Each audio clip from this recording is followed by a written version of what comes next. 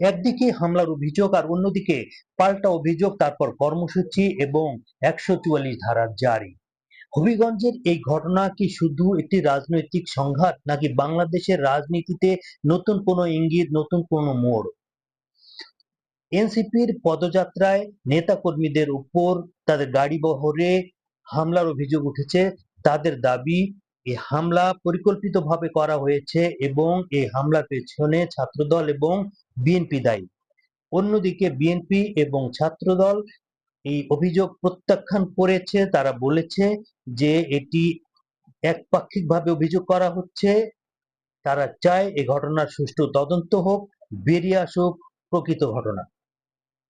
এদিকে এই হামলার প্রতিবাদে আজ সারা দেশে বিক্ষোভ সমাবেশের ডাক দিয়েছিল এনসিপি, যার অংশ হিসেবে হবিগঞ্জে আজ তাদের পূর্ব নির্ধারিত বিক্ষোভ সমাবেশ ছিল।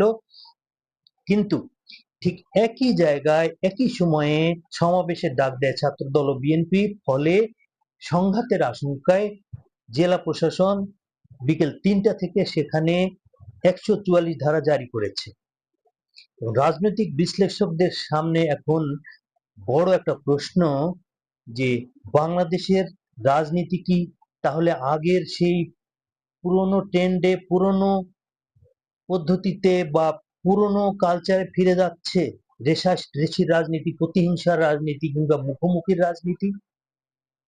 আপনার কি মনে হয় এসব ঘটনার মোটিভ কি?